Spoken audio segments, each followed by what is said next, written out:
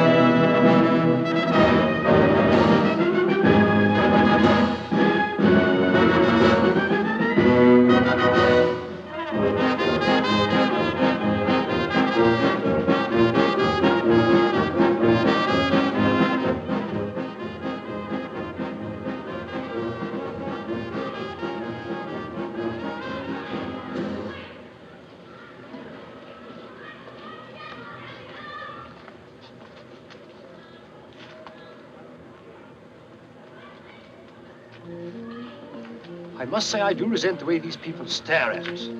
They look as if they might be going to spit. Gwendolyn, dash it all. Yeah, it's unlucky to have someone spit at you unless you spit first.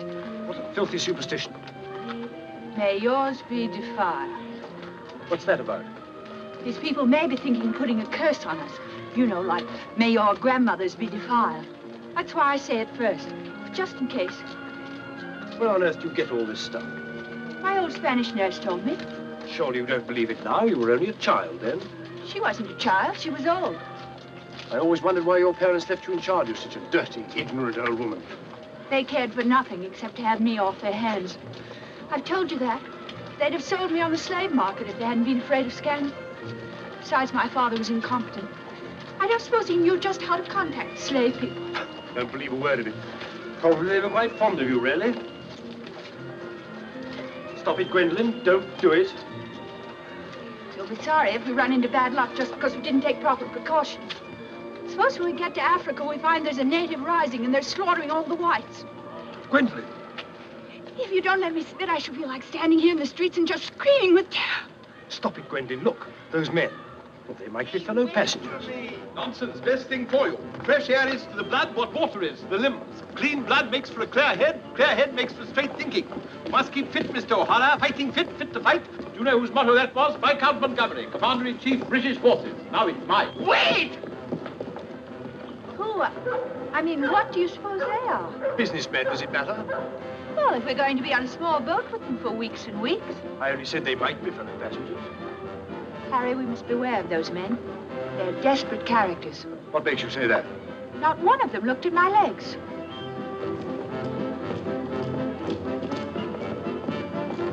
Good morning, Mrs. Janrother. Good morning, Billy Boy. Care to join us in a stroll? Turn up the liver, sweat out the toxins, help nature to help you? Wouldn't dream of it. Really, Billy, you mustn't be so offhand with Mr. Peterson. If I were to treat him with more than common politeness, he'd misunderstand and try to push me around. Mr. Peterson is a bully. Billy, Huh? did you see this? See what? That man in London has been killed. What man? Paul Van Meer, high-ranking official in the colonial office, was stabbed to death early this morning by an unknown assailant outside a club in Soho. This is the third crime of violence to occur in that vicinity within the past month.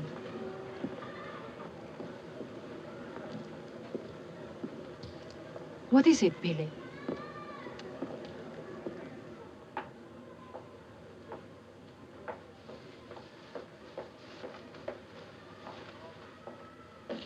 In heaven's name, Billy, say something.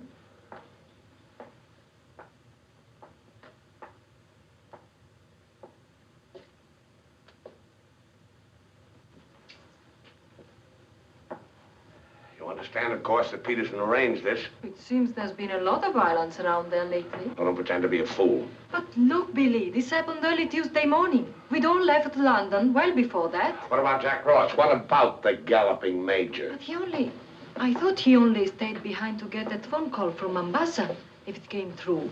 He'll be here this morning. Well? Don't get so excited. Don't jump to unpleasant conclusions. Jump, they might as well have drawn a map. Why was Peterson worried about Van Meer? What made him think he was dangerous? He was afraid Van Meer wouldn't stay bought.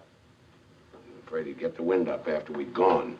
He had visions of him trotting upstairs to his superiors, announcing, I have certain information that certain persons have paid certain sums of money. Don't talk so loud, Billy. To obtain illegal rights to certain mineral supplies. That Indian, that Raja or whatever he was, that you worked for in the old days, he killed a lot of people, didn't he? Ah, but he had a better style. Besides, he was out for a kingdom, half the size of France. What's the difference between that and millions of dollars? We must think of the future, Billy. This is our big chance. It may be our last. Except for Mr. Peterson, we couldn't even pay last night's hotel bill. Where are you going? Now to a cafe, drink a lot of Pernod, and listen to the band. You won't make a fuss, will you? It doesn't do to make a fuss. You have to think of the main objective. Naturally, it doesn't do to be fussy.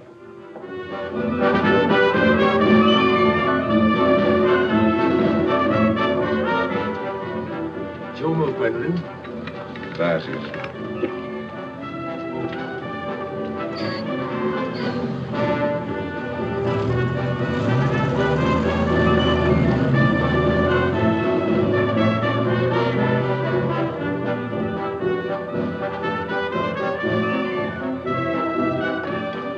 Luggage is in there. Bring it up.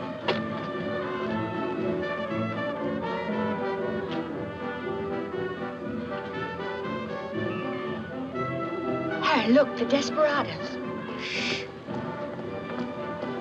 Not quite now, Contract Billy. Hard liquor before noon. I'm celebrating. Celebrating what? The safe arrival of the major. He came galloping in a minute ago, looking tired but satisfied.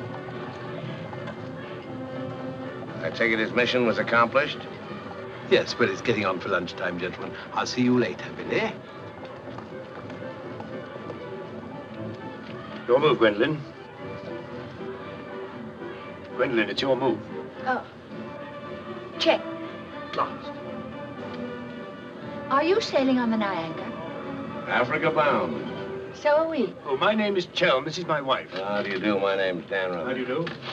Are your friends sailing too? The whole kit and caboodle. You're a very mysterious group, I must say. Really, Gwendolyn? How so mysterious? Well, for one thing, you all appear to be of different nationalities. Your move, Gwendolyn. Check. I have a theory about you and your friends. Correction. My associates. As a matter of fact, I think you're doctors. Evil ones, I mean. You're going to the heart of the jungle where human life is cheap to perform ghastly experiments which require the sacrifice of thousands on the altar of science. You must excuse my wife. She has a very lively imagination. Check me. I don't know how you expect me to play a decent game when you keep talking all the time. Harry's been all out of sorts today. Usually he's a wonderful loser. Good morning, Mr. Danrada. I bring you the captain's compliments, along with the sad news that the sailing of the SS Nyanga has been postponed. Now, look here. This boat is definitely, most definitely scheduled to sail at 2400 hours. Scheduled, Mr. Chelm, but not, I fear, destined to do so. Propeller gone, or is the captain drunk? Of course the captain is drunk, but the real trouble is with the oil pump. Well, it's not good enough. Simply not good enough. Quite right, sir. But you're putting it too mildly. The present oil pump is no good at all. Well, how much delay does this mean?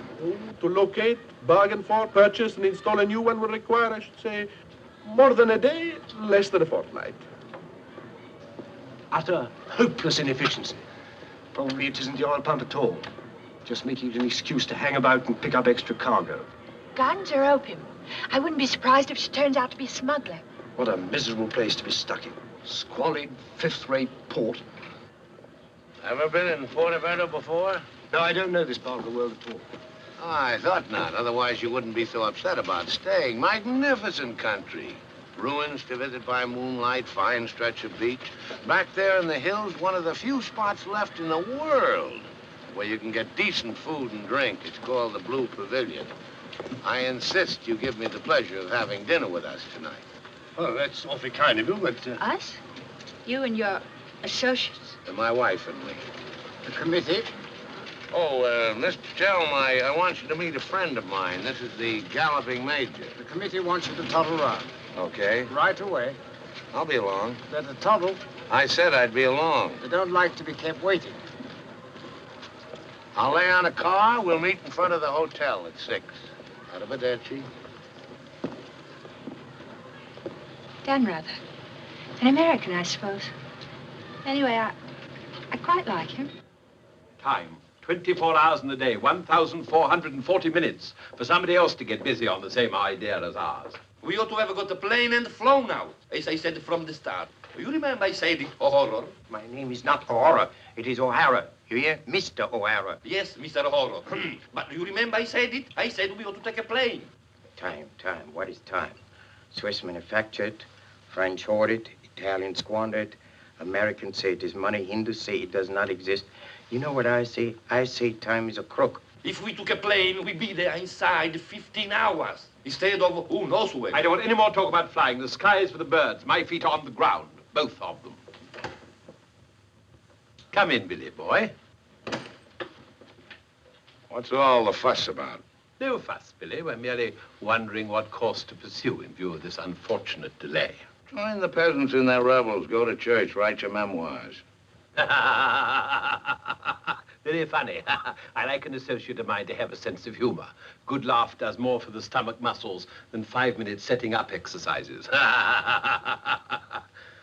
And now that we've had our moment of fun, and all the better for it, let's get back to the question. Doesn't this delay call for a cable to your friend in British East? Mustn't send cables. Can't you get it through your heads that the population down there has trained noses? They can smell a uranium deal like a cat smells fish. But aren't you afraid, Billy, that when our little party doesn't show up on the date you said, aren't you a teeny bit afraid that your friend might use that as an excuse to begin negotiations elsewhere? If my friend were looking for an excuse, he'd find a better one in the morning papers. What do you mean? I'm talking about the untimely demise of Paul Van Meer. I'm appalled, Billy. What an unwholesome opinion you must have of your colleagues to imagine that we... Look here, Peterson, you don't have to convince me of anything. You don't care what I think as long as I don't do anything about it. And I won't, unless you ever decide to sick that knife-happy little junkie on me. Watch yourself, laddie. Now, Jack, behave yourself. Sit down. For shame, Billy. I think you owe an apology to everybody in this room. And if you're half the gentleman I know you are, I'm sure you'll make it. As I was saying, Peterson, you have nothing to worry about. My friend won't pull out unless I tell him to. For purely venal reasons, that's the last thing I have in mind. Jack, give Billy a light.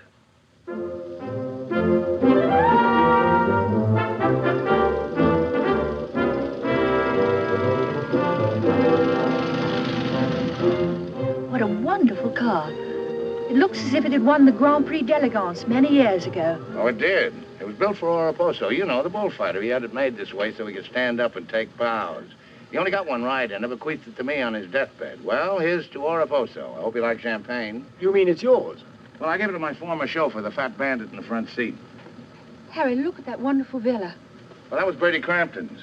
Oh, you mean Lord Crampton, in Gloucestershire. His family acres marched hand in hand with ours. Gloucestershire, the cathedral towns, trout fishing, garden parties. What a beautiful life. You know England well? Emotionally, I am English.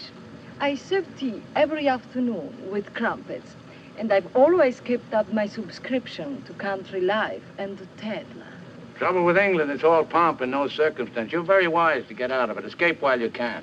Well, I'd hardly describe myself as escaping. It simply so happened that a relative of mine, first cousin actually, who died recently, happened to be the owner of a coffee plantation. Africa's the place now. You talk about the diamond boys, the gold boys. They just skimmed a little off the top. Potential mineral wealth of Africa's hardly been scratched. Now, there is a villa. Big. Well, that's the Villa Capriccio, famed in song and story, a 3-star attraction in Baedeker. Whose is it? Well, the bank's on it now. It used to be mine. Yours? Yes, I brought old Charles over from Fouquet's. You know, the old Fouquet's, to run it for me. Then when I decided to pull up stakes, I bought him this restaurant we're going to. Least I could do to show my appreciation. Well, here we are. Charles! Charles! Wait here a minute when I rout old Charles out. He doesn't even know we're in this neck of the woods. Charles! Charles! He must think we're extraordinarily naive. Knew all those people.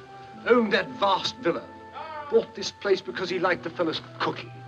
What utter balderdash. Oh, perhaps he did. I beg leave to doubt it. Did you notice his wife? She seemed to be rather a sensitive little woman. Really embarrassed by all that rot. I am sorry, signore. As you see, we are closed. We do not open for another 2 months.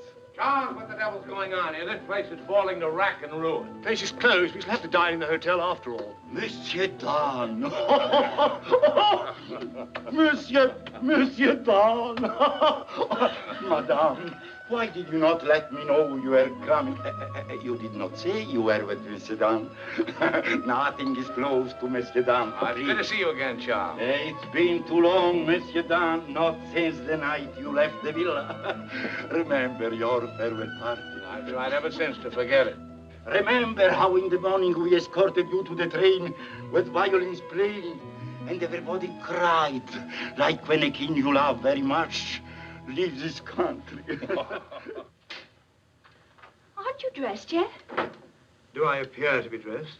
Do dress, do hurry. It's the most wonderful day. And Billy wants us to drive out and see his villa. His former villa. Obviously, I can't go. I've got a chill on my liver. What a miserable place to be ill. And you forgot to pack my hot water bottle. You packed it. Gwendolyn, I distinctly remember. Hello. Oh, hello. No, I'm afraid we can't. Harry has this wretched chill and... Give me the telephone. Chelm here. Yes. Quite. Absolutely. A hot water bottle. That's very, very good of you, old boy. Look here, Dan, rather, would you mind very much if my wife went alone? She enjoys this sightseeing sort of stuff, you know. Splendid. Splendid. I'll send her along. You know, Gwendolyn, nowadays, one simply cannot afford to dismiss people just because they're not one's sort. One has to try and bridge the gulf. After all, it's a new world we're going into. One's got to take it as one finds it. Face it. Use it. Master it.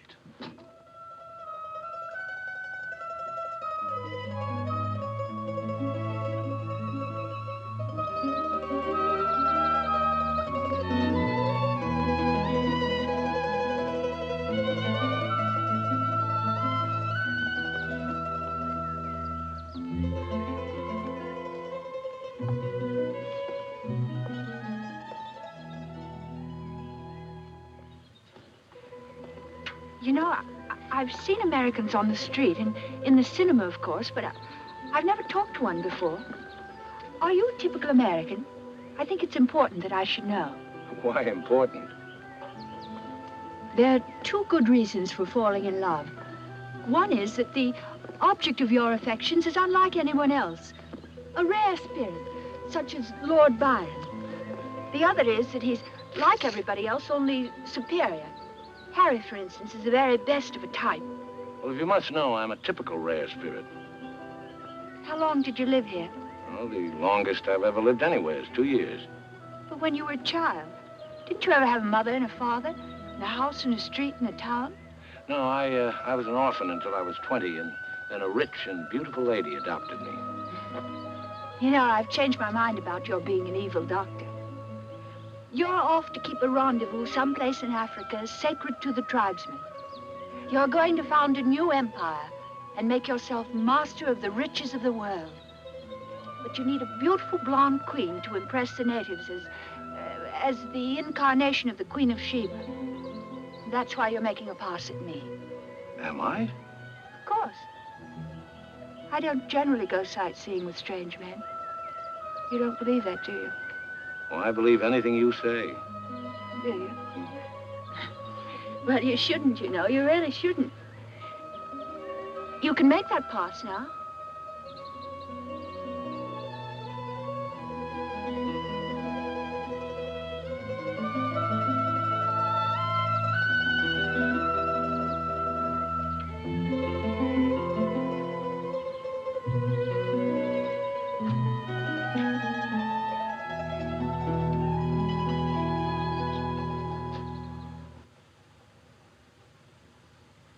Mr. Chelm? Yes? I, Mrs. Dunrather, Maria. Oh, come in. Tea for two and two for tea? Now, that's most awfully kind of you. You shouldn't have troubled, really. Billy told me you had a chill. Bit of one on the liver. 2 tarsum. Milk, of course. Of course.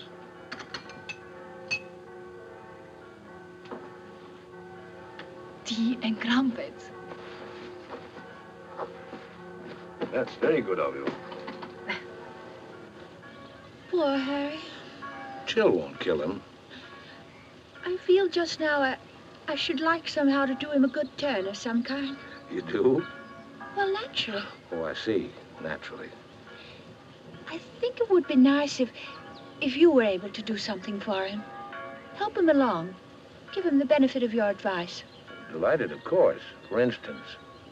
Oh, something with business. He was very pleased with that tip you gave him on the way home last night about the gold shares. I've forgotten what I told him. What was it? I don't remember either. I was listening to your voice.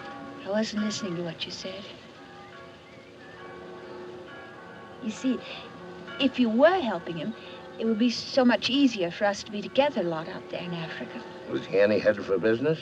Why, he's simply brilliant. I wouldn't have thought it. But of course he is.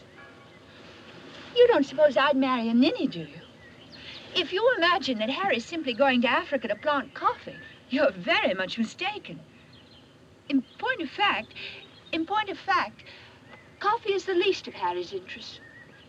In point of fact, the land he's acquiring is extremely rich in certain minerals. Minerals which are indispensable to the production of atomic energy. Harry's land simply teems with uranium. Wouldn't surprise me to see him become the uranium king.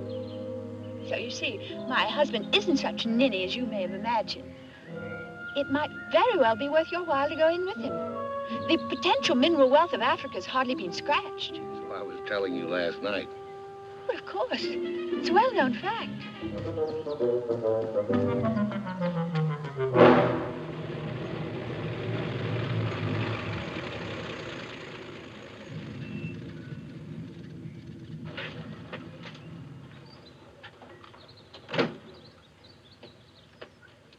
Billy boy. Had a happy day? Very. I'm so glad. What an attractive woman Mrs. Chelm is. Is that what you called me over to tell me? Who are the Chelms? They're English, going out to British East. They have a coffee plantation. Any money in coffee? No, but there's a type of Englishman goes off to coffee plantations without caring whether there's any money in it or not. Relatives leave them coffee plantations and they go out to them. But why this sudden interest in the Chelm? I'd just like to know who's making friends with my friends. Well, now you know.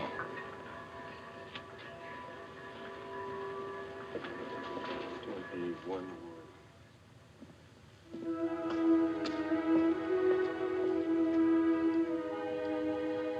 You know, if I ever leave you, it'll be for someone of the type of Harry Chelm. Well, bully for you. I suppose that type of Englishman is like a story I once heard.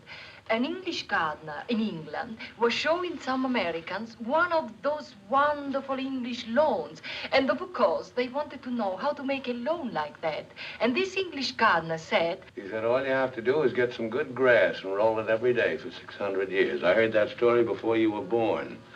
Englishmen tell it when they're feeling down in the mouth. Just don't understand the Chelm type. You're not even listening. You never do. Someday I'll say goodbye and you won't hear that either. One day I shall really meet my type and run off with him. And you'll be simply amazed. It's possible. George Moore said, I learned it by heart years ago, He said that each great passion is the fruit of many fruitless years. Judge Moore was a very distinguished English writer, you know.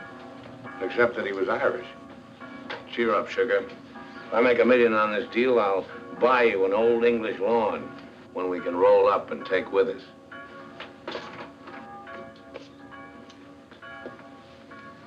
Billy, good morning. What's our wide-eyed Irish leprechaun doing outside my door? Why do you always make jokes about my name, huh? In Chile, the name of O'Hara is a tip-top name. Many Germans in Chile have become to be called O'Hara. Good morning, Mr. O'Hara. Madame, my respects. Perhaps Mr. O'Hara would like something to drink? Yes, maybe perhaps a little whiskey, huh? Very weak, please. What's this visit in honor of? Oh, just wanted to have a little talk with you. Okay, but make it fast. Fast? I give you my word, Billy. I give you my word. I feel to you like an older brother. Oh, it's not so much the difference of age. It's probably, yes, the reason is because I come from a culture which is so much older than yours in my country. A child 6 years old is older in his heart than you'll be at 60. It smokes, it drinks, it philosophizes. At this rate, I'll be 60 before you get to the point. The point is that Peterson, Ravel, and myself, we are the principals in this case. We are in with the money. We cannot switch around and turn, but an agent, it's easy to imagine that he could conceivably doesn't feel himself quite as irrevocably committed as Peterson or... We're fellow passengers, I believe. Not quite yet, would you say? Too sadly true. By any chance, you don't happen to have seen your Mr. Danrother about? I don't think Billy's up yet. Not 11. He's rather a late riser. But he said it... Well, anyway. I shouldn't put too much stock on what Billy says, particularly when he's had a few drinks. It's not that he means to break his word, he just forgets that he's given it. Charm and dependability so seldom go in one package. There are exceptions, of course. Your husband, I imagine, from his manner and behavior, is one. Oh, yes, very. Well, quite, I mean. I'm so looking forward to meeting your husband and having a chat about Africa. By all means. I understand he's in coffee? You make it sound like a total immersion. Part of Africa we're going to is due for some pretty important changes. In my opinion, things will be booming out there before you can say Jack Robinson. I do hope there won't be too many changes. It's completely unspoiled, I hear, with some of the loveliest scenery in the world. I can't imagine anything more lovely in the way of scenery than to have a few acres of gold and diamonds cropping up on a piece of land I bought for a song. Heaven forbid. Next thing there'd be big, ugly holes everywhere and great, horrid machines instead of lovely scenery. Anyway, I don't think my husband worries much about money and business, that sort of thing. Really?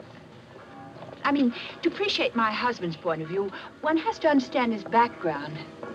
Those lawns, hundreds of years in the making. Those immemorial elms.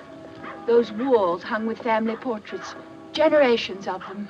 Those great echoing galleries where so much of English history is being made. Taxes must be terrific on a place like that. What would people like the Chelms care about taxes with their kind of money? I mean, when a family's been a power in the city of London for so long, one of the great financial families. Power in the city? You mean? Oh, yes, of course, one of those Chelms.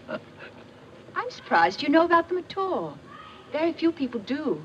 They prefer to work behind the scenes. I find it rather hard to believe that a man in your husband's position would go to Africa just for the coffee planting. You're very quick, aren't you? In point of fact, he isn't. In point of fact, he has a very special reason. So I suspected. It has to do with sin. Sin? Since the war, my husband has been almost exclusively concerned with spiritual values. He feels that if he can get away there, in the heart of Africa, he will come face to face with essentials. He wants to work out the problem of sin. Sin? Why, yes, of course. Isn't that what we're all most concerned with? Sin? Gwendolyn, what are you doing here? I thought we were supposed to meet on the beach. Harry, I want you to meet Mr... My name is Peterson. Been having the most delightful talk to your wife. She tells me you're interested in spiritual values. I myself am vastly Harry, concerned. we really better be going. You'll excuse us, Mr. Peterson? What have you been telling that man? Oh, nothing, Harry. He got onto the subject of religion, and I just happened to mention that we usually go to church on Sunday. Billy, I think it is high time you take stock of yourself. Can you truthfully say about yourself, I, Billy Dan Reuter, have acted fairly and squarely to my associates, huh? But of course he can, Mr. O'Hara. Everybody knows Billy's the soul of honor. Shut up, sugar. Perhaps he is the soul of honor, and perhaps appearances are deceiving. You mind telling me what it is I'm supposed to have done? Nothing. It's your conduct. Your conduct doesn't... Your conduct does not inspire confidence, and confidence really is the most important necessity in an undertaking of our kind. One may be completely innocent, but if one's actions invite suspicion, one might as well be guilty. To be trustworthy is not more important than to seem to be trustworthy. Billy, have you done something you shouldn't have? Tell me, Billy. Tell me the truth. My conduct. Who do they think I am, their hired man? But you are, you know. You are the hired man. How good and kind of you to remind me. How good, how true, how kind.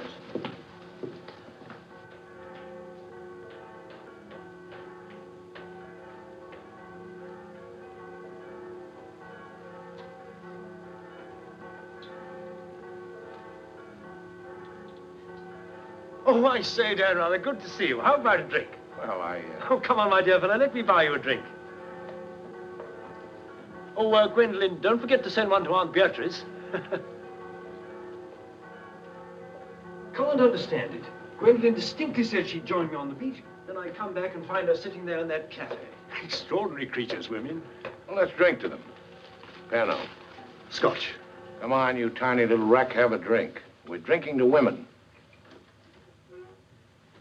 Take the drink, but won't join you in the toast. Glass of Irish. Women.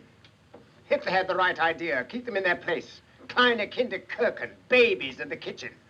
Say what you want to about Hitler, he had his points. Come. Look here. This generation's had its chance. Hitler, Mussolini, those were the men. Now is the age of the barbarians. The world's going up in smoke. I say let it come, get it over with. Well, if you don't mind, I'd like another year or so of worry. Worry? Just 1 minute, laddies. I've just 2 or 3 words to say to you, laddies, and that's don't worry. Don't ever worry. I'm in a position to know secret information. The Rosicrucians, the Great White Brotherhood, the high secret orders. But you've no faith. You must have faith. Faith and power, secret power. Men who guard the trust from the deepest inside of the whatchamacallit. Mystic rulers, all one club, chained together by one purpose, one idea. Mankind's champions. Follow me, Billy? Oh, why, of course. This generation's had its chance. Hitler, Mussolini. I can't stand here and permit you... Are you interrupting me? Relax, Jack. Have another drink. I simply want to state that things don't happen to be what certain people imagine.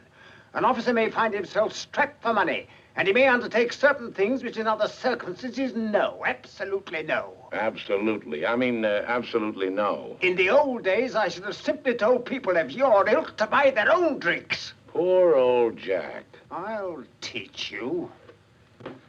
I'll teach you to insult an ex-officer of the Indian Army. Well, are you yellow?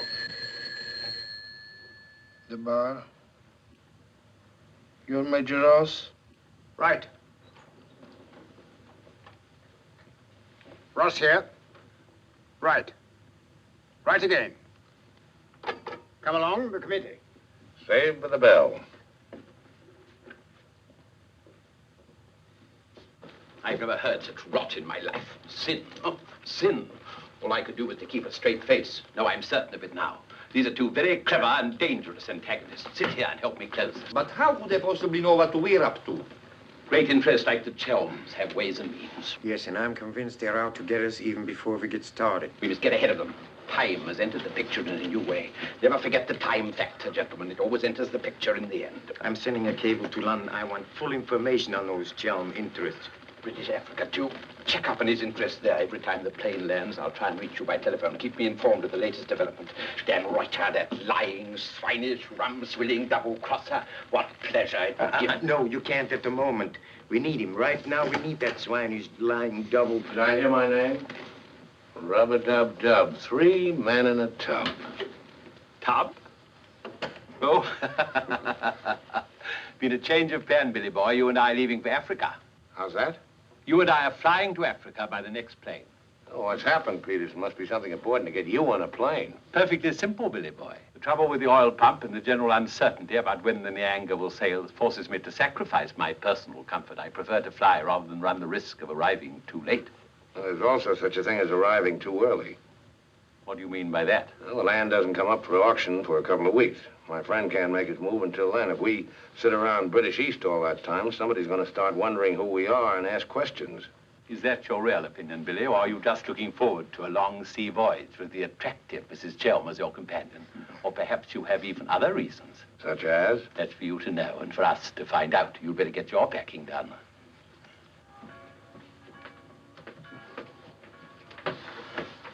Billy? Where are you going? Off to Africa, flying. Just like that? Aren't you even going to kiss me goodbye?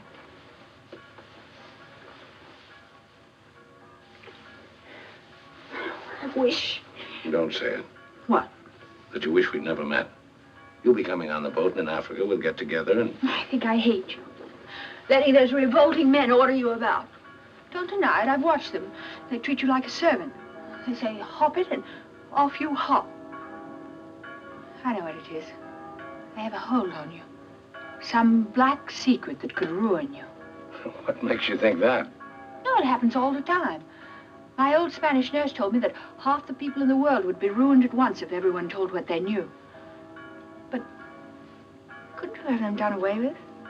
I mean, you must know plenty of people who could bump them off. It probably cost a good deal, but it'd be worth it, certainly. Well, it's not impossible, except that afterwards I wouldn't have any money. This way I stand to make a lot. Millions? Maybe. Then perhaps your connection with those men isn't quite so undignified as I thought. Those millions, would they be pounds or dollars? Well, either way suits me. No, that's very careless of you. The state of the pound is so uncertain. You must think in terms of hard currency. Maybe I should hire you to handle my affairs. You could do worse. I'm awfully intelligent, really. Come along, Billy boy. The car's waiting.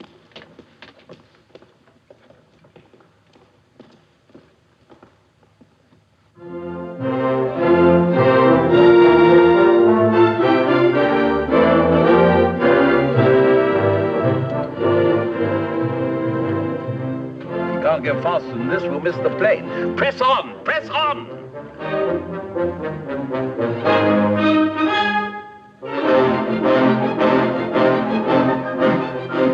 Try posting.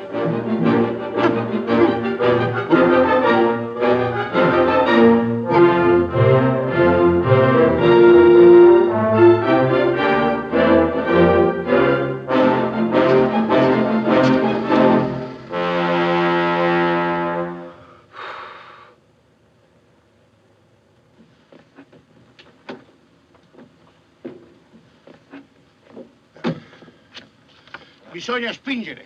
Push, push.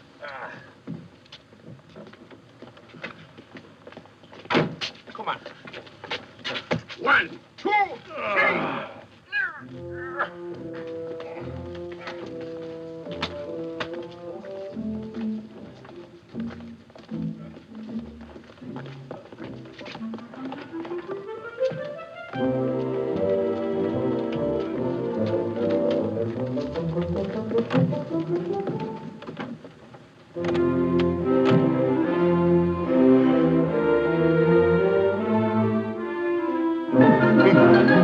Driver! Driver!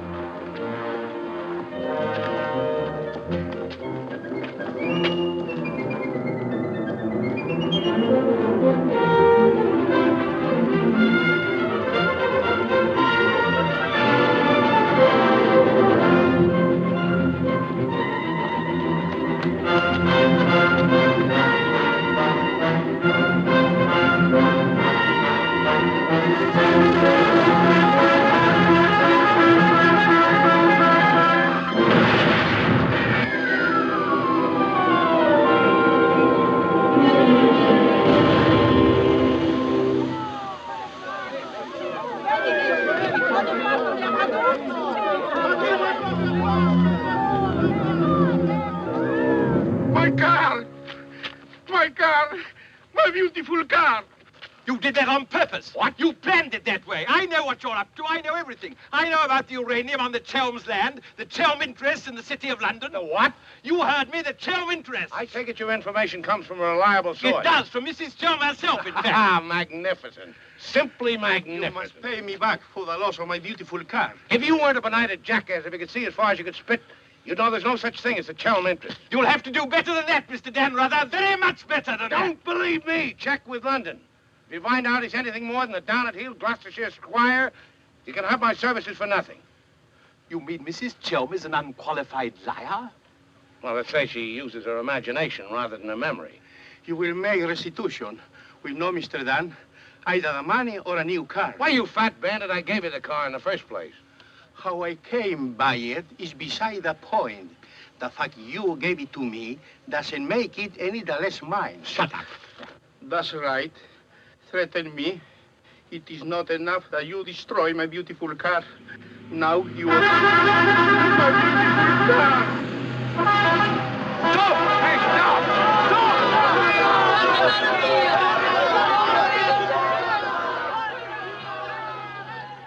More than anything, I want Billy to make a grand success out there. Oh, as you care so much about money, I should have thought you would have left Billy for some rich man. I shouldn't think Billy would mind, really. I mean, neither of you are in love or anything. You are a strange girl. Of course I love Billy. Actually, I adore him. And Billy loves me very, but very much. That's why I trust him with his little unimportant amours. And what does he say about yours? But, darling, all husbands like their wives to seem attractive to other men. Be sure you explain that to Harry. I'm going back to the hotel.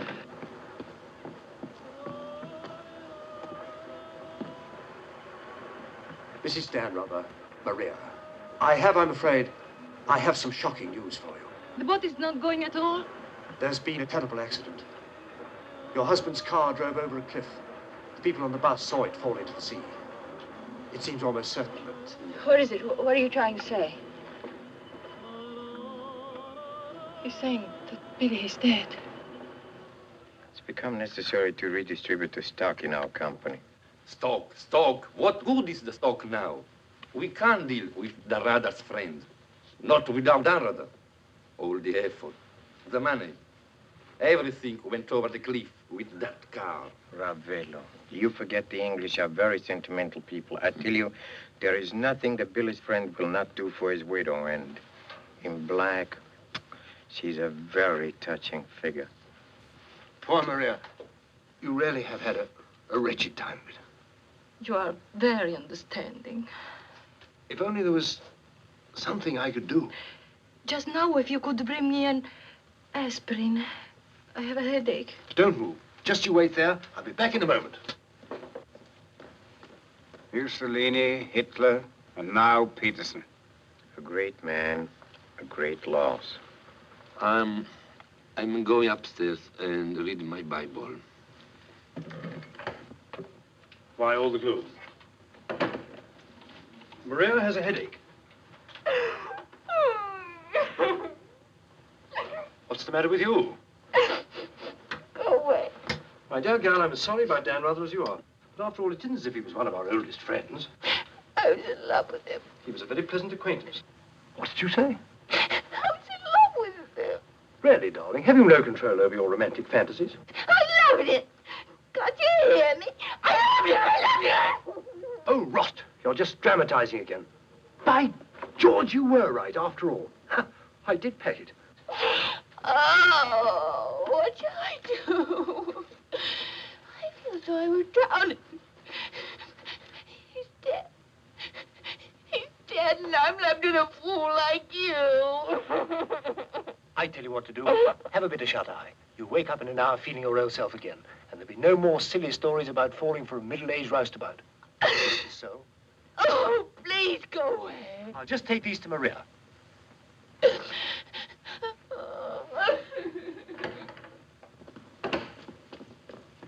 Mr. Chelm, This is very important, for you as well as for myself. Yes, well, get on with it. There is now an opportunity for you to secure enormous profits with virtually no risk. I want to beat about the bush. Our purpose in going to... For you as Billy's widow, it will be very easy to persuade his friend in British East. And for capital, we have Chum. He has money? Money? Shh, enormous. All you have to do is speak to him. No, he would think it bad taste to raise such a question at this moment. I know the type of Englishman better than you do. Ravello. Ravello. Quite evidently, you've been misinformed as to my interests, Ravello. as well as to my character. Ravello just came from London. No child, family, financial interest, London. What does it mean? What does it mean? It means what it says. There are no Chelm interests.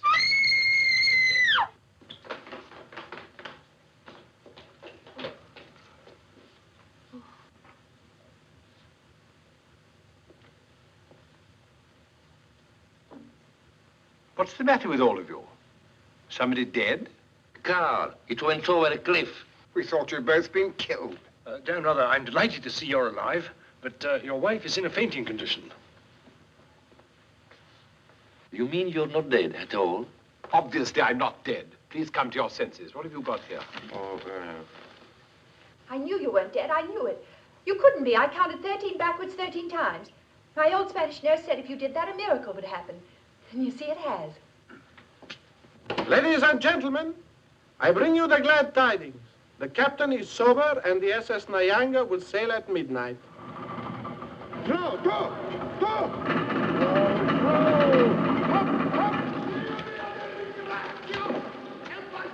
I can't see it anywhere. What can have happened to it? My dispatch box, where is it? A black tin box this size. What have you done with it? Guardi che la sua valigia gliel'ho messa in cabina. I told you to take the most particular care of it. I shall not go on board till my dispatch box has been found. Having trouble, Chell? I think that I can't cope with myself, thank you. È la seconda volta che glielo dico. La valigia gliel'ho messa in cabina, è inutile che insiste con me. Says he put it in your cabin, whatever it is. Idiot! Why didn't he say so in the first place? Hey, look. What's happened to Harry? Been giving me the fisheye all evening. Oh? What is it? Perhaps it's because when I thought you were dead, I told him I was in love with you. You what? I couldn't help it. It made you seem less dead. And? Oh, he didn't believe me. He thought my nerves were upset. Sort of delirium. He thought it quite a joke. The idea of my inventing a love affair with a middle-aged roustabout like you. That's what he called you. Well, now that I'm back in the flesh, you'll begin wondering about that delirium of yours. I suppose seeing you alive is different from thinking of you dead. You're just great cooped up on that tub with a suspicious husband. Billy.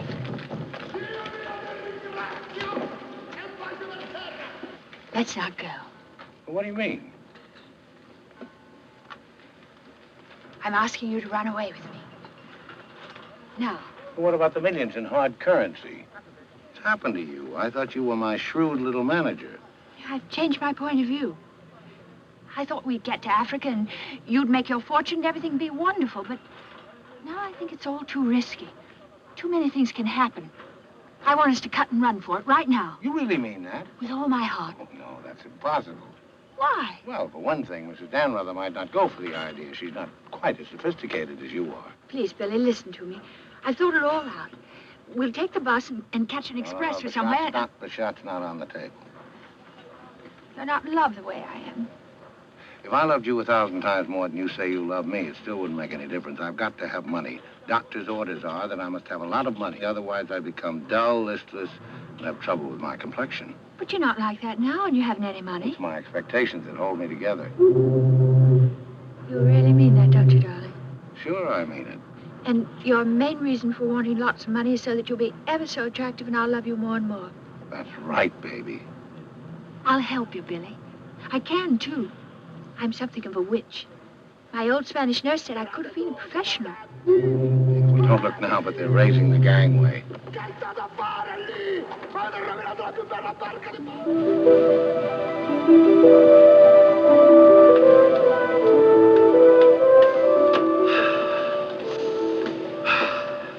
Sea air, ozone. What a pity we can't bottle it, gentlemen. What a fortune we'd make. Neptune's mixture. Now breathe deeply. Remember, every breath is a guinea in the bank of health.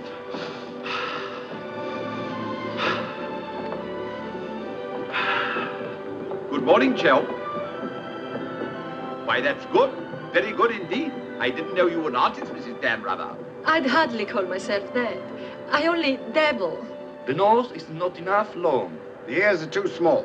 Only has one eye. Now, come along, gentlemen. We must not dawdle. Blow the man down, bully, blow the man down. Blow, blow, blow the man down. Blow the man down, baby, blow the man down. Good morning, Mrs. Chelm. Let's hope she breaks her neck. Blow the man down, bully, blow the man down. Blow the man down, bully, blow the man down. Blow, blow, blow the man down. Blow the man down, bully, blow the man down. Give me some time to blow the man down. Mr. Peterson? Mr. Peterson? Radiogram.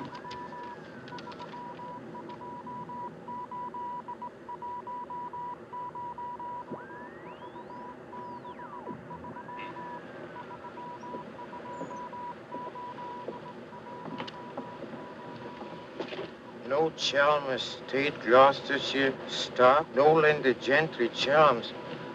What do you make of that? He's not a Gloucestershire squire. Like Billy said. Just as I was beginning to take Billy at his face value. Yes, but if he's not what Billy said, then what is he? We are at sea again, gentlemen, in more ways than one. Mystery, more mystery. Billy is a liar. Heaven only knows what Chelm is. CID, maybe. You borrowed my thought. What to do? What to do? The time has come for direct action. You remember last night when we came on board? The fuss he was making about his dispatch box?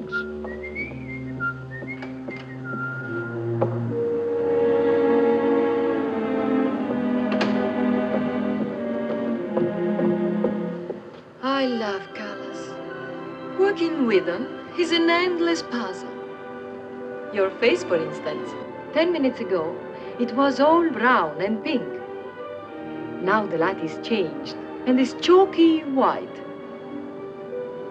What? Tinged with green. Green? It must be getting rough. Just a little. Don't break the pose. I don't feel very well. I think I'll go below and take a pill.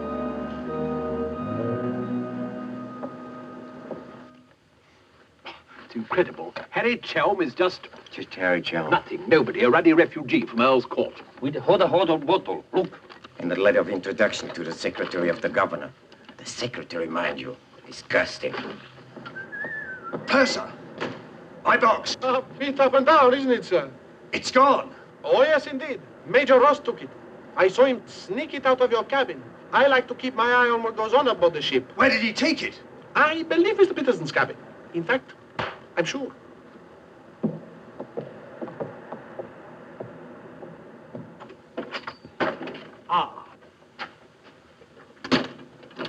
And now may I ask what explanation you have to offer? He forgot his hot water bottle.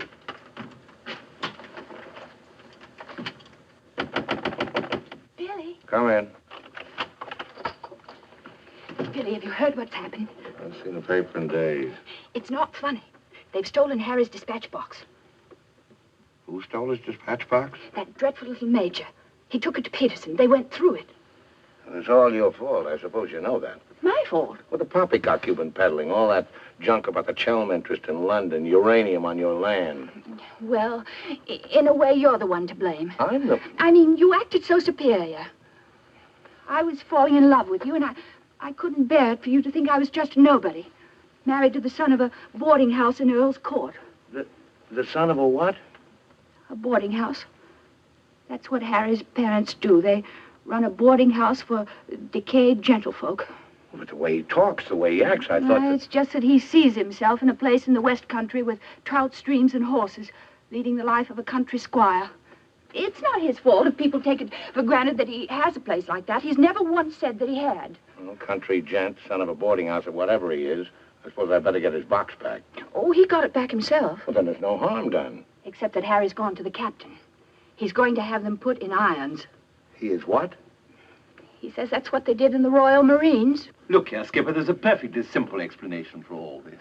I happen to own a dispatch box which is very similar to Mr. Chelm's. When I didn't find it in my cabin, I asked Major Ross to see if it had been stowed away somewhere else by mistake. The Major found what he thought was my box in the saloon with some other luggage. The box has been in my cabin ever since we sailed, under the berth. As soon as I saw the box, of course, I realized at once that it wasn't mine. I simply opened it to find out to whom it belonged so that I could return it to its rightful owner. I can't conceive why this gentleman should imagine I should be interested in a box containing patent medicines. I'm not a hypochondriac. Purser, tell the captain exactly what you told me about the box. Why, sir, you asked me whether I'd seen it, and I said it might be the one I'd seen being carried along the passage by Major Ross. You distinctly told me that you'd seen it being taken from my cabin. Oh, you must have misunderstood. You were rather ill at the time, if you remember, sir. That's all, Purser. He's been bribed. He's in league with these criminals. Just a case of a misunderstanding. That's how I look at it. Now, what about a little cognac? To wash away any ill feeling. I don't care for a drink. And let me assure you that this matter is far from settled. While rifling through my personal effects, I feel certain that you must have noticed I had a letter of introduction to the Secretary of the Governor. I suspect he'll be much more interested in what I have to say than this gin-soaked so-called ship's captain. You mind your tongue! Any more angels? The other one I put in irons. As far as I'm concerned, this is a close incident. You've got your box back. Why don't you forget the whole thing? What possible interest do you expect the Colonial Office to take it? On the contrary, I expect them to show considerable interest in a gang of crooks who are trying to swindle the country out of vast uranium deposits.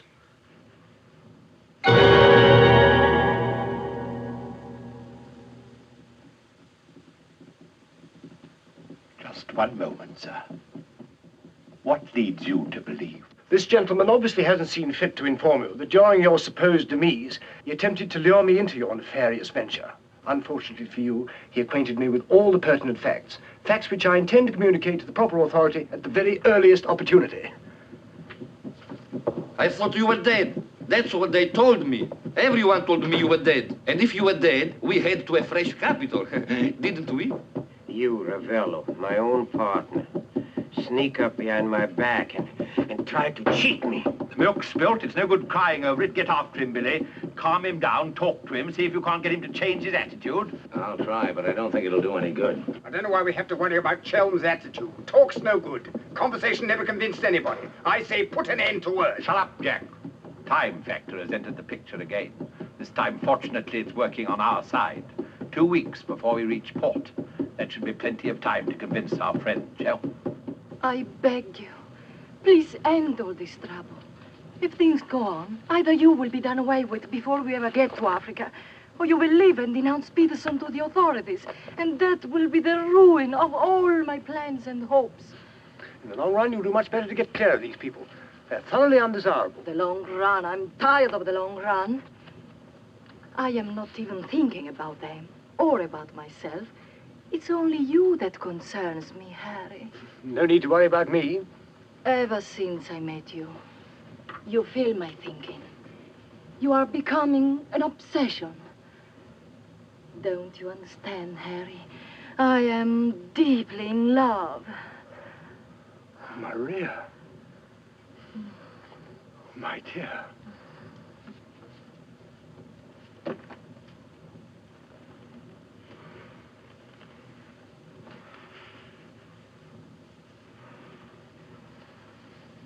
Only you could make a woman feel like this. All I want is to be in your arms, now and always. You forget I'm going to be done away with. Oh, no. It will be easy to arrange. What you must do is this. You will write me a letter. A love letter. You will tell me that you cannot denounce Peterson, because then I will suffer too. Because you love me so much, you cannot bear to hurt me. Such a letter they will believe if I show it to them. My dear girl, you must see that this is quite out of the question. I don't propose to make compromises. Not compromises, Harry, darling. But you can see if you cause trouble, the whole of our plans, my plans, you would not want to make the innocent suffer. It would be much better if you don't interfere, Maria. I must handle this as I see fit. Then you intend to go ahead with this business, tell stories and ruin everything? It'll be much better if you cut loose from these people. No happiness can come from such an association. Harry, I'm asking you not to do this. Please, write a letter. Then there will be no trouble for you, no trouble for us, no risk when we get to Africa. I'm sorry, my dear. We English are a very pig-headed lot. You think you can get away with this? But Maria, my dear good Maria, listen. First you made love to me. Now you tell me you will ruin me. You'll forgive me, but it was you who made... Oh, shut your trap. Go on, do what you like. You think you're such a brave man. I'll tell you what you are. You are a heel.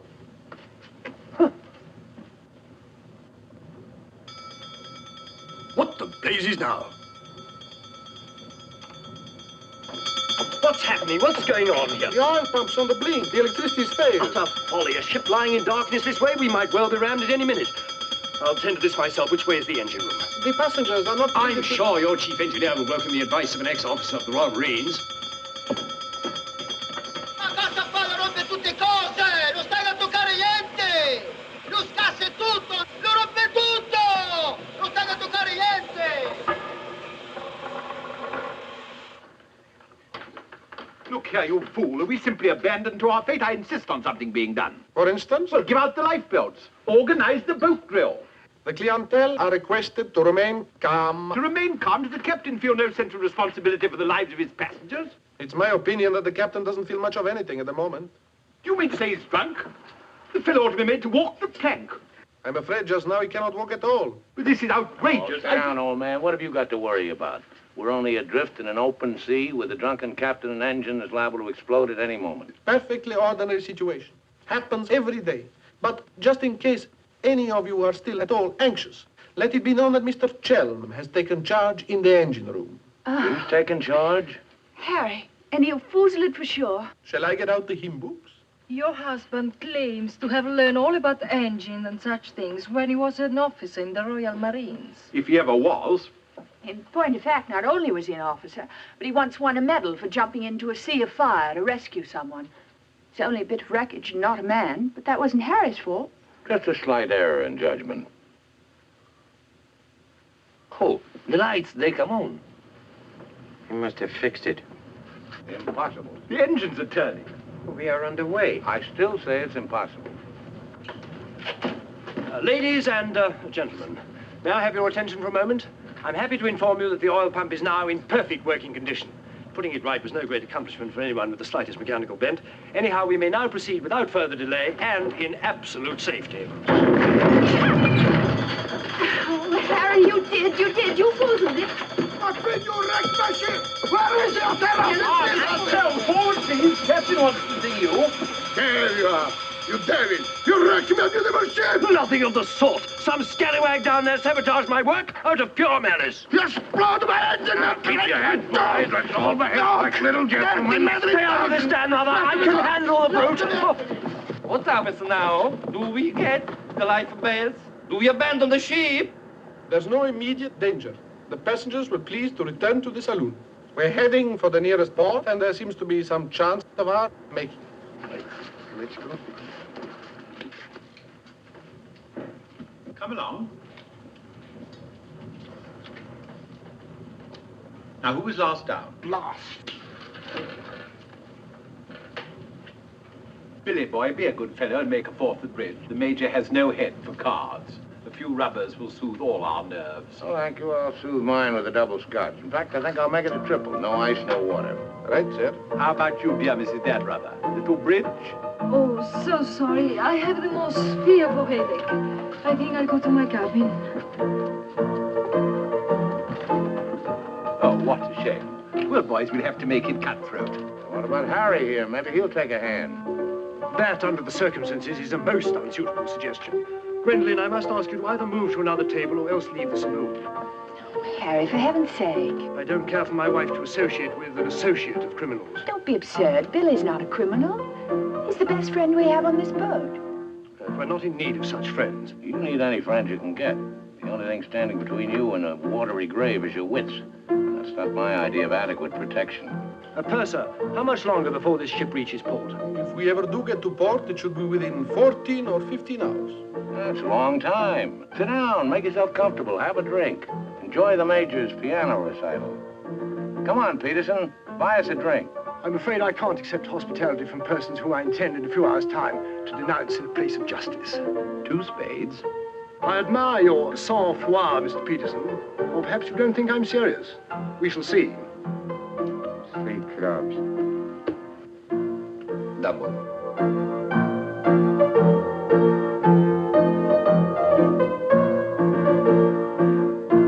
Gwendolyn, are you going to do as I say? Not when you speak to me in that tone. Not when you try to order me about. In that case, Where are you going? on deck where the air is less polluted.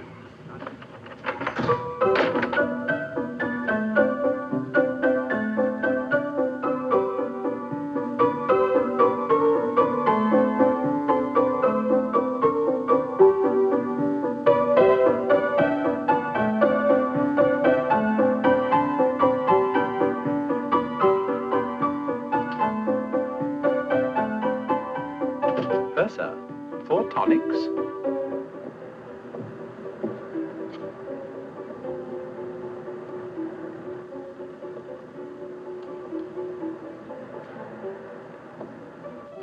I think you'd better go after Harry. Why should I? If he's going to be so childish and unreasonable. Take my advice, go to him, stay with him. I suppose you think we should keep up appearances. The loyal wife at her husband's side. No, Billy. I'm experiencing something that is rare and beautiful. And I shall not deny it, either by word or by deed. I love you. Let the whole world know it. I love you, I love you. Yeah, well, keeping up appearances isn't exactly what I meant. Then why do you want to send me tagging after Harry? He's being such a deadly bore tonight. Deadly, but not dead, not yet. What do you mean? They killed one man just because they thought he might try to get in their way. Now, handsome Harry here is certain to blow the whole thing wide open. They killed a man? Really? Who? Just a man. Well, for all Harry's being too tiresome and my loving you to distraction, I still wouldn't want to see him done in. He has some perfectly darling traits, really. I mean, like always remembering one's birthday. No, we simply mustn't let anybody murder Harry. Well, keep him in your cabin. Never let him out of your sight. Keep him under lock and key.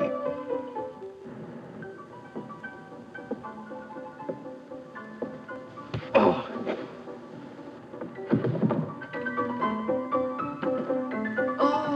Billy, that awful music. It's so loud. It comes right into our cabin. Peterson, tell the Major to soft pedal it.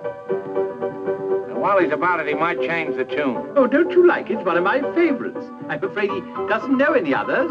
Do you, Jack?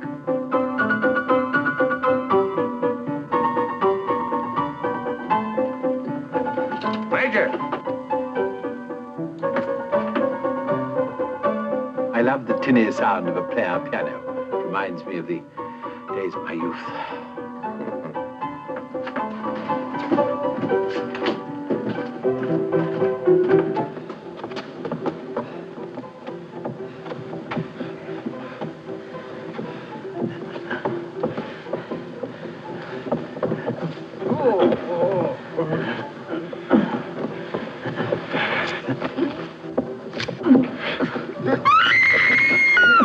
Do I hear a lady screaming? One down. Captain! Captain!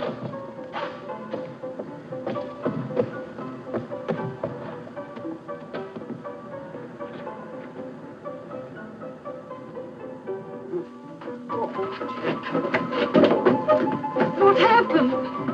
Oh, Billy, all that screaming. I thought someone had been killed. Someone nearly was. Indeed, they were. Look at the Major. Better get a new act, Peterson. The curtain's going down on this one. Every time I turn my back, someone makes trouble. The passengers break the engine, they beat each other to feet, they throw each other overboard. That man attacked me. How you? You again! If I struck him, it was in self-defense. He came sneaking up behind me and tried to run me through with his sword. Is that true? Well, It's no use, Billy. My trying to protect Harry any further. I may as well tell the whole truth. Captain, it grieves me to confess this, but in point of fact, my husband has an illness of the mind. The medical word for it is paranoia. On occasion, he displays homicidal tendencies. The psychiatrists say it's because he believes people are plotting against him. And so he strikes back and tries to kill them. Gwendolen, for heaven's sake, woman, what's the meaning of this treachery? Believe it or not, Harry, I'm doing it for your own good. He knows. He saved my life. He'll tell the truth. I wouldn't contradict the lady. You wrecked my ship! You tried to kill the passengers! But I'm not insane person on this ship. That's why you're against me. Let me go. I'll kill the lot of you. I warn you, Captain. When I tell you... Oh, Harry, it's awfully sad.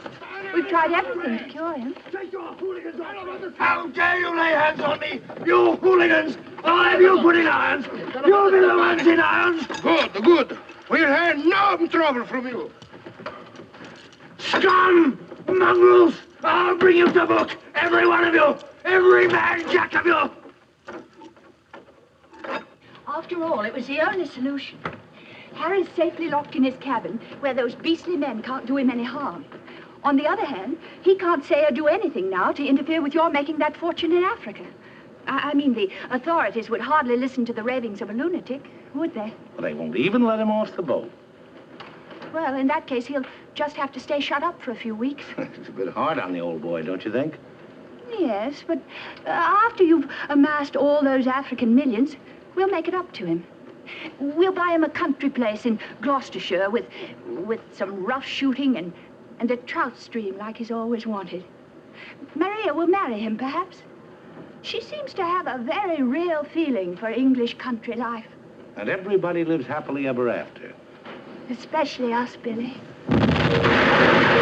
Stations, everyone. Prepare to abandon ship. What's going on? I believe, sir, that we are sinking. Board station, everybody. Blow up your light rails. We're sinking. Harry! Harry, open the door! You must, the ship's sinking! Here, get back.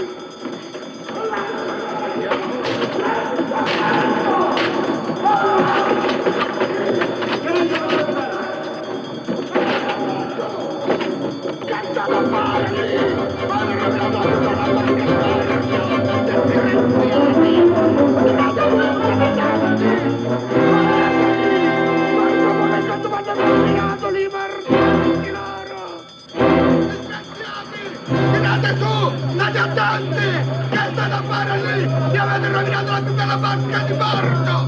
Disgraziati! Tirate su! State attenti! Muovetevi! Guarda cosa fanno combinato questi messaggi loro! E mi tenete! Che m'avete compito! Presto l'altro lato! Sbrigatevi! Sbrigatevi! Calate l'altro lato a mare! Presto! Presto! Guardate laggiù! Sbrigatevi! Sbrigatevi! Balla! Balla! Giù!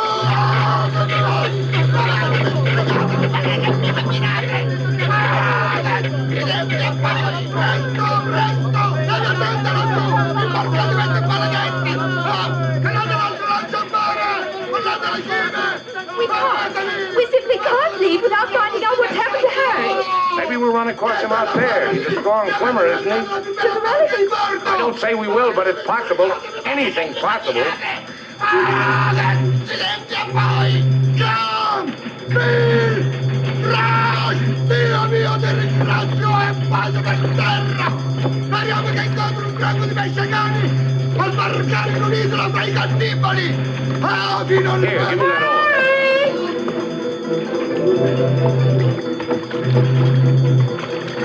Harry!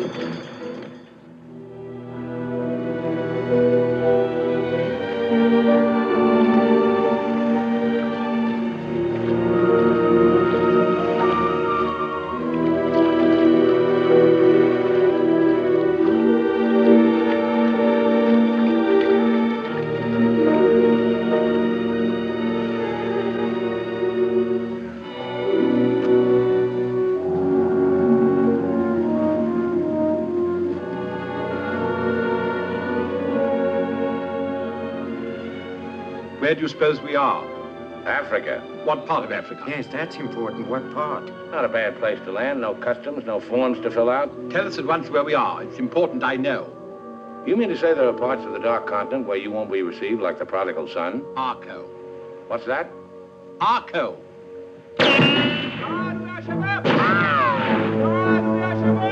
Better get down, everybody. Oddio, mamma mia! Adams! Oddio, mamma mia! Get rid of your passports, boys. Mrs. Tell, Billy Boy, my identity must remain a secret.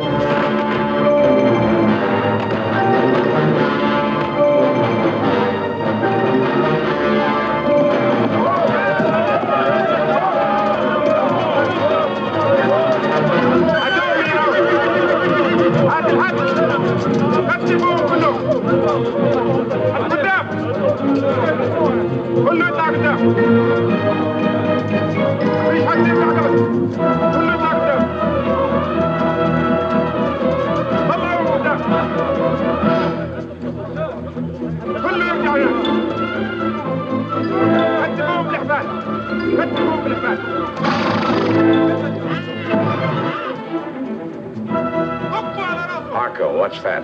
It was a company that sold arms to the Arab legions. Wait a minute, that rings a bell. Some of the equipment we sold them was defective. Been too long under the water in the Gulf of Leyte. The Arabs claim they lost the war because of rusty guns and dud ammunition. For heaven's sake, be quiet. If you go on like that, I'll see you drawn and quartered. يلا فيسا فيسا فيسا قد راجع امشي فيسا فيسا امشي يلا امشي فيسا فيسا يلا تعال الغد يلا Are you going to allow them to bully you in this way? Why, it's simply... Shocking. Harry wouldn't have let them do it. He had a sense of dignity. I have a sense of survival. Billy, what is going to happen? Do you think they will torture us? Just let them try it. I'm a British subject. I wouldn't say it too loud.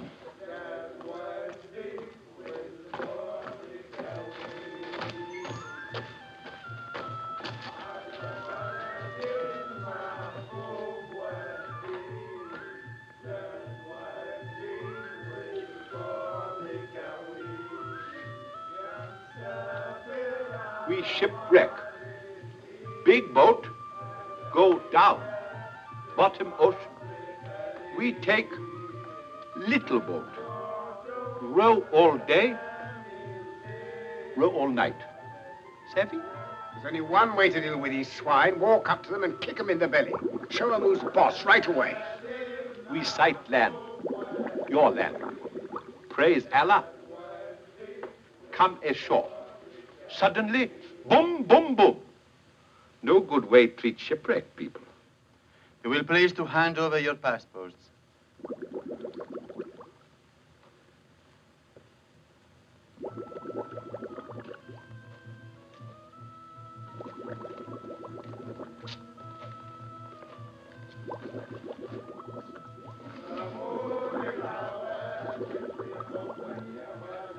There seem to be 4 missing.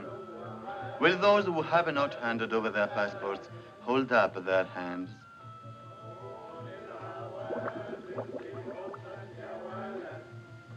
All left on board ship, Your Excellency.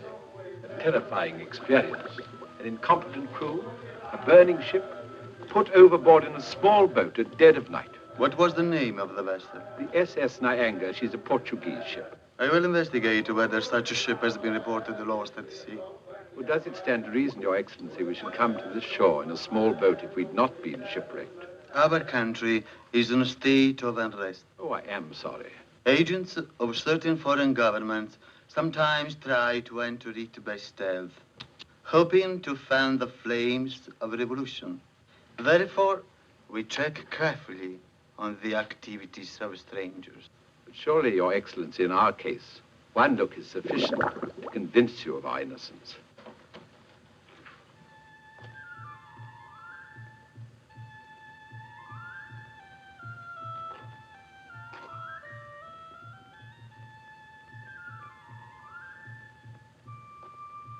No. One look is not enough.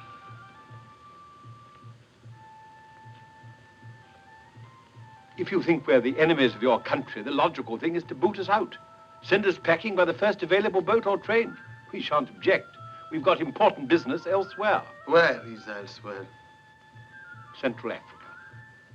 And what sort of a business? Vacuum cleaners, sewing machines. Ah, yes. Businessman. All going to Central Africa to sell vacuum cleaners. Hut to hut, I suppose. And you, sir, I take it, are the head salesman, the ringleader of this group. Oh, no group. We met for the first time on board ship. Complete strangers to one another. Liar! The others all look at you each time I ask a question. I am a keen observer. You four are together. Oh, no, my fat-gutted friend. I'm not the illiterate, simple-minded native you're fool enough to take me for. I am a great man, a serious man. I spit on you, too. I spit on you and all your life. Off to the wrong star, Peterson. There's only one way to deal with these swine! Swine! Swine! You'd better be careful. My husband, my late husband, who was drowned in the Niagara disaster, happened to be one of the most important figures in the British government, Sir Harry Chelm. In point of fact, we had letters from the Prime Minister and the Queen telling everybody to be particularly courteous to us and our friends. So you see, if any harm befalls us at your hands, it will become a major international incident. Would you instruct that one that in my country a female slave may move, but her words are not heard? Harry. If only you were here. And now, sir, you will stop abusing my intelligence and tell me who you really are and what is your actual purpose in being here. I'm a sick man. I've got a bad heart. I mustn't talk anymore. You refuse to answer. That is interesting. It makes of it a contest in a game at which we excel. We of this country have had 4,000 years' experience in asking questions and getting answers. Who are you? Why are you here? Don't hit me again. My heart, I have an attack.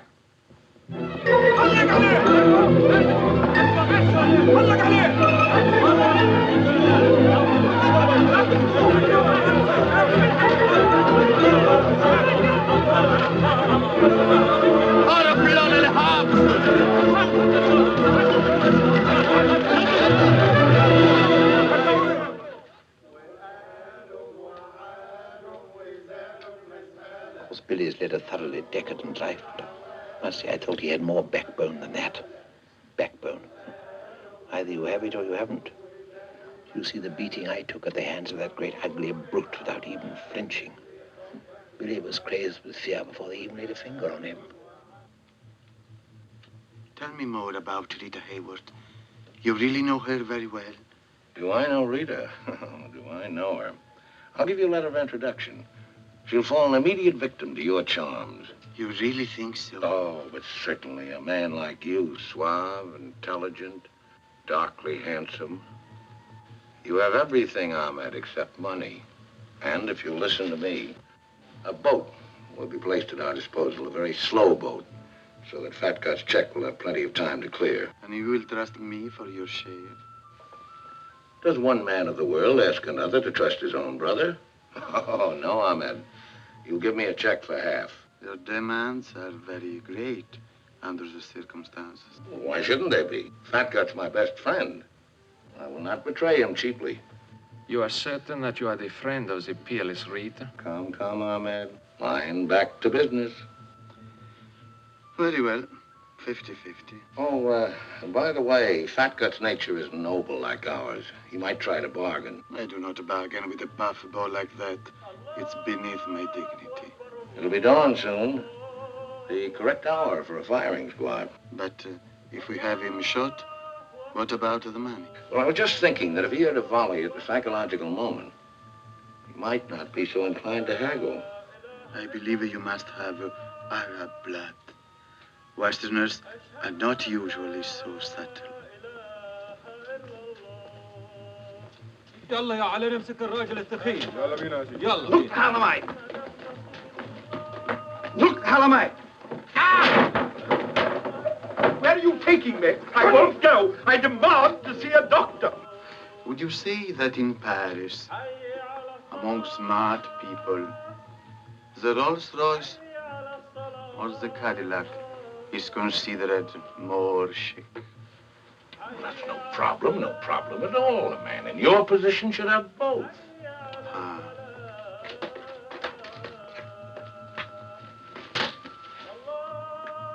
Mr. Dannerada, I believe, would like a word with you. Billy. Sit down, Peterson.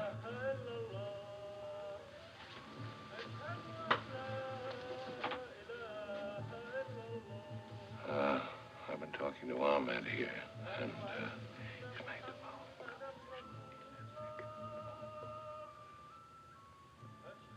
It's blackmail. I can't pay.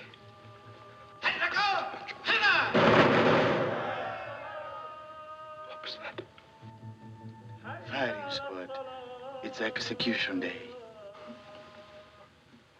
Will he take a check?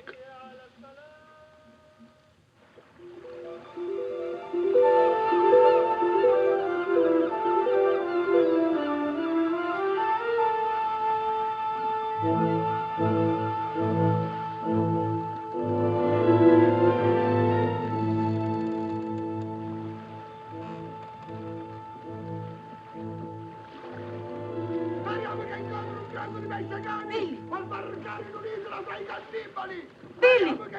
Look! The anger!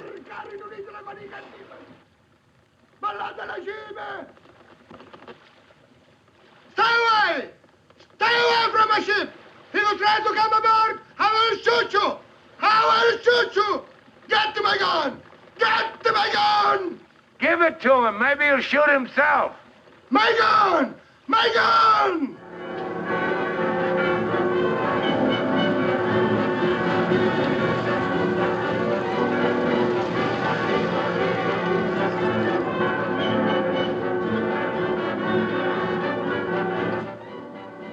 Excuse me. Are you Mr. William Danrother? That's right. I'd like to ask you a few questions, if I may. Oh, I'm sorry, not now. Forgive me, but it's rather important. Yes, it always is. I was a newspaper man myself once. Well, you may quote me as saying that everybody was heroic except Mrs. Danrother, who ate all our boots.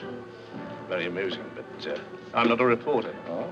Jack, go to the phone, make reservations. The first plane to Nairobi, 6 seats. Yes, and if they don't have any, talk to the right man and tell him if he kicks other people off the plane, we'll make it worth his while. I always said we ought to take a plane. You remember I said that, Mr. Horror. I said we ought to take a plane. Mustn't dawdle, Billy boy. Great deal to do and not much time. Those were the other members of your party? Yes, I'd like to talk to them, too. Well, what's it all about? I believe you were acquainted with a Mr. Van Meer, now deceased.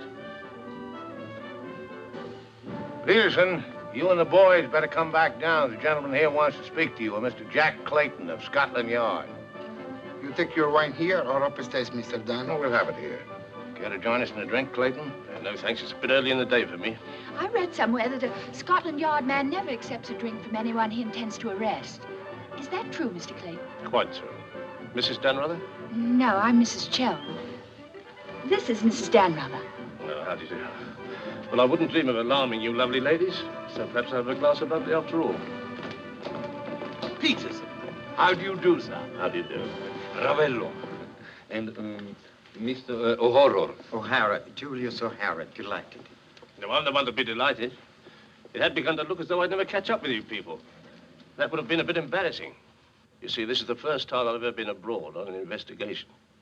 I've spent quite a lot of money. And my chief can be very sarcastic about the money one spends, particularly if you fail to deliver the goods. Mr. Clayton is presently interested in the Van Meer murder case. The Van Meer murder case? Oh, yes, yes. That fellow in the Colonial Office. Yes, I read about that in the paper. It was a shocking affair. According to Mr. Van Meer's appointment book, Mr. Peterson, you had lunch with him at the Savoy a few days before his death. That's quite correct. Mr. Van Meer was an expert on African matters. We wanted his advice about affairs in British East. Do you recall the subject under discussion? Vaguely. Crop yield, the native labor situation. Inches of rain. Vaccination, shorts. How long do you know Mr. Van Meer? Oh, a couple of months. We met half a dozen times. Did he ever make mention of any enemies, business or otherwise? Did he say anything about romantic attachments? I mean, did he name any women? No. I should have been very surprised if he had done. Mr. Van Meer struck me as being every inch a gentleman. Oh, of course, of course. Well, that's all. Unless somebody has anything further to add. I have. I think you ought to know that the business of one of these businessmen is murder. I beg your pardon. Major Ross, I mean. I can't guarantee Major Ross murdered this Van Meer person. I assure you, however, he attempted to murder my husband with a long, thin dagger, which he always carried about in what looked like an innocent swagger stick. Go on, Mrs. Chelm.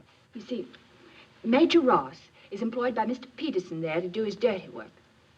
One might say he's a professional killer. My husband found out certain things about Mr. Peterson. Things, in point of fact, that are a matter of empire, involving, as they do, a plot to exploit our kingdom's uranium resources. And that's why Mr. Peterson decided to have him done away with. Don't run away, Mr. Peterson. That's always tantamount to a confession of guilt. Tantamount is what I call it. More champagne, Clayton? No, thank you.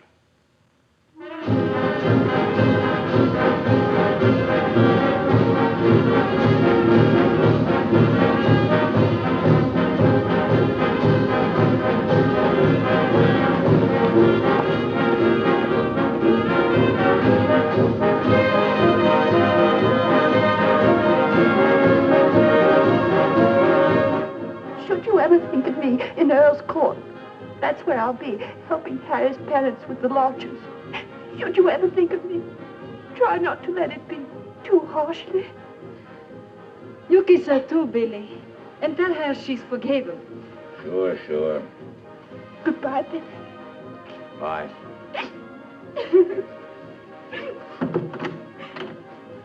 For Mrs. Chelm, just came on the ship's wireless. Oh, by the way, Mr. Danrada, do you know that your associates are all in the Hoosgow? Oh, not that I'm a bit surprised. I put them down as thoroughly bad characters, right off the bat. But then there are so many bad characters nowadays. Take mine, for instance. Harry! He's alive!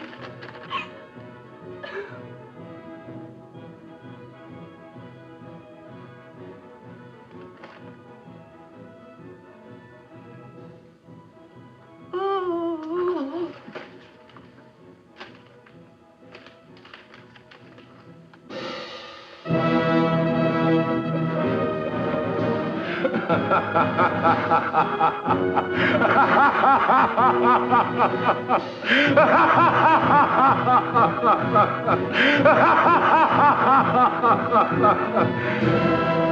Oh, this is the end.